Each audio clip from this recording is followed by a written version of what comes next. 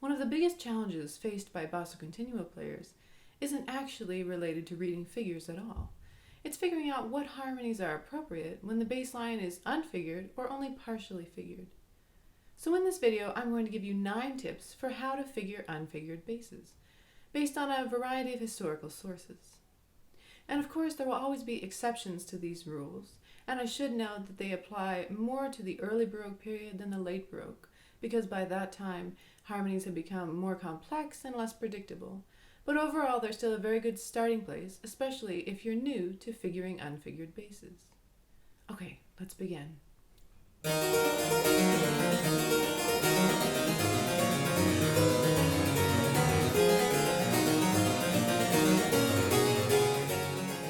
This video assumes that you already have some knowledge about how to read basso continuo figures. So if you need to brush up on that first, go check out my other video all about figures.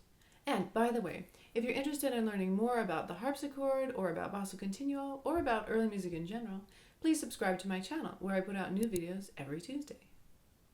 Okay, the first thing that you should know about figuring unfigured basses is that if the bass line goes up a third, the chord stays the same, which makes the second chord a 6/3 chord.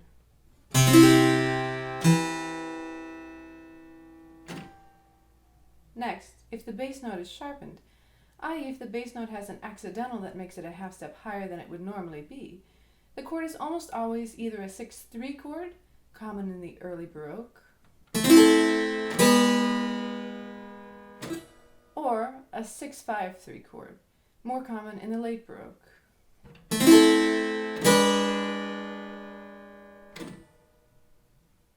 Tip 3 is similar to the last tip, which is that when the bass goes up a half step, the first chord is usually a 6/3.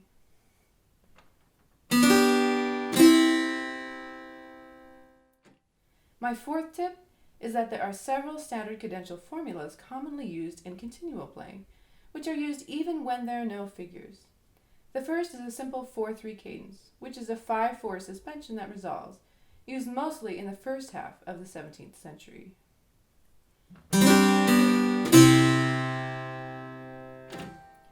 Also used during that time period, depending on the context, is the 5/3-6/4, 5/4, 5/3 cadence.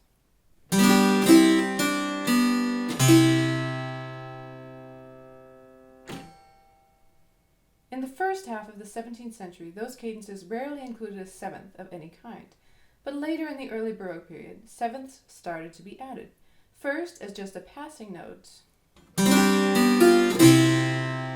or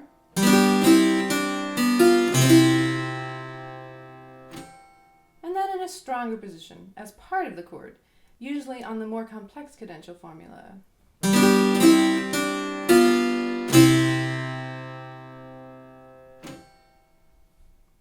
By the late Baroque, the 6/4, 5/3 cadence,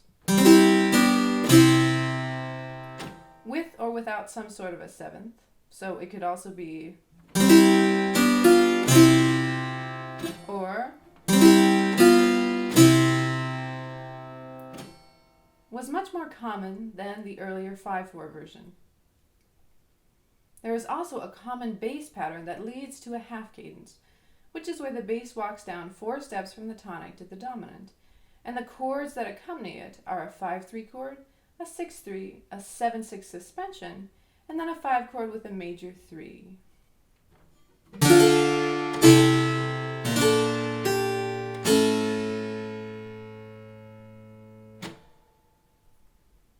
Tip number 5 has to do specifically with French music. In the many places where you would put a 6/3 chord in other music, the French might use the richer 6/4/3 chord, which they call le petit 6. This is especially true when the bass note is on scale degree 2 and going to 1, but it can be used in other places as well, depending what's happening in the other parts. Tip number 6 is that anytime you have a 6/4 sharp 2 chord, it's going to resolve to a 6/3 chord when the bass moves downward.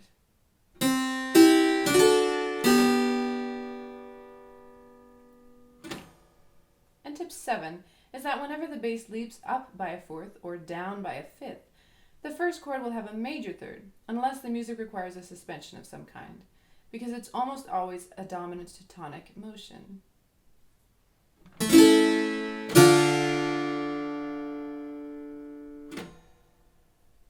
Finally, my last tip for playing unfigured basses is specific to the music of J.S. Bach.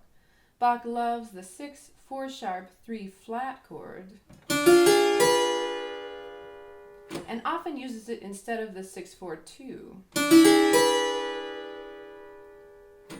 So always be on the lookout for that chord in the other lines of music in Bach's music, or in places you might normally put a 6/4-2. Okay, that's all for today. Please subscribe to my channel and hit that little notification bell so that you get notified every time I put out a new video. And if you found this video useful or helpful, please give it a like and leave me a comment below with any questions you may have. Thank you so much for watching.